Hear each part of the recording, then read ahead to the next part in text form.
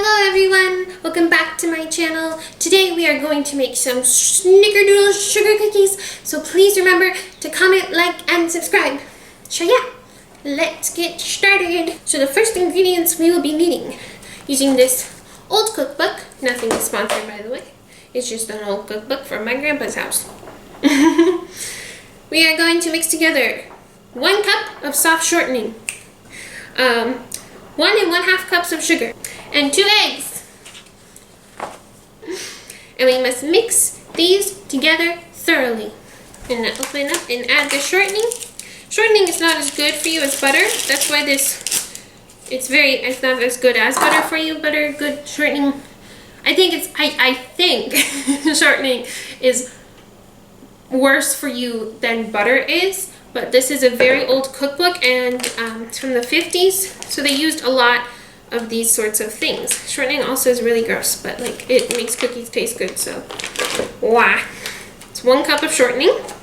Make sure to recycle the plastic. 1 1/2 cups of sugar. Got some measuring cup thingies. So we need 1 1/2 cups of sugar.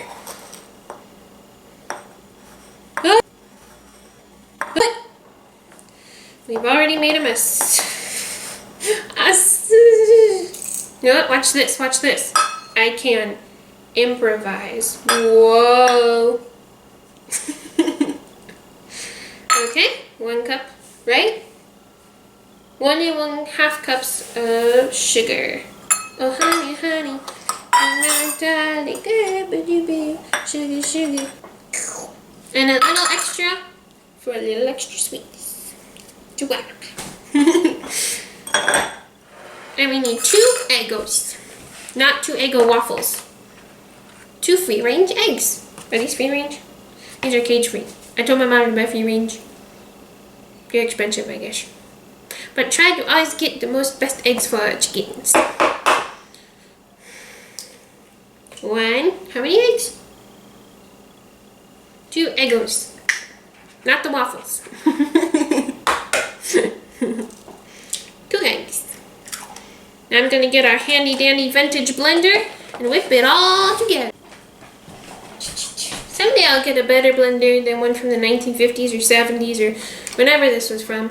But right now my great grandma's blender works great. So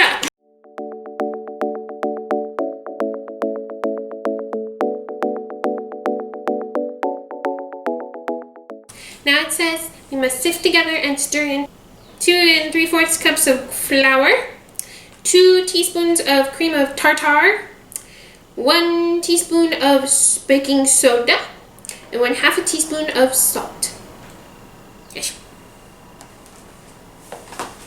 So, flour, cream of tartar. Ooh. Come here, cream of tartar. Ooh. Baking soda.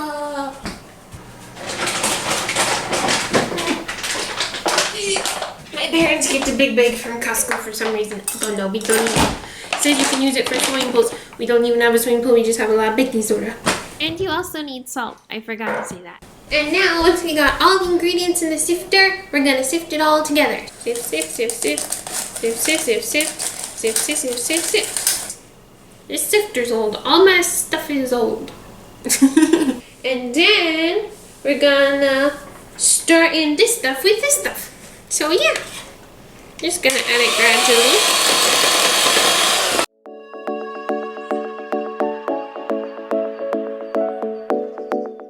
Oof. Whoa, hold the bowl down. No, no. This is hard to do. We must chill dough. So I'm gonna put it in the fridge for like 30 minutes or so. And I'll see you in a minute. While you wait for the cookies to get nice and cold, because that's what it says to do in the book. We need to get 2 teaspoons of cinnamon and 2 teaspoons of sugar. So we have some cinnamon snickerdoodle to mix them in. So yeah. I need a little tiny bowl to roll the cinnamon cookies.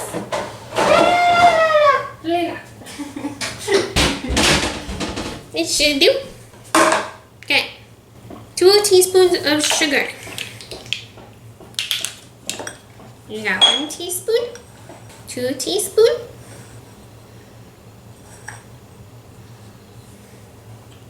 and some 2 teaspoons of cinnamon.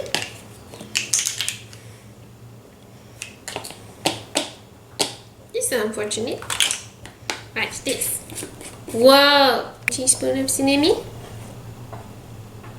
2 teaspoons of cinnamon. Our dough is done chilling. Yep, I'm gonna get it. Here is our cookie dough. And we've got our trays. And now we're just gonna, according to the book, we are going to rolling 2 balls of the size of a small walnut. I think that means 2 inches.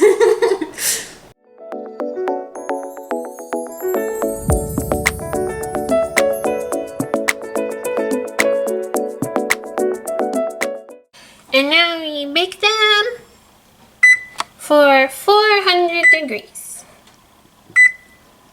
I'm gonna preheat the oven, yep. Intermission baking dance, intermission baking dance. The Snickerdoodles are ready.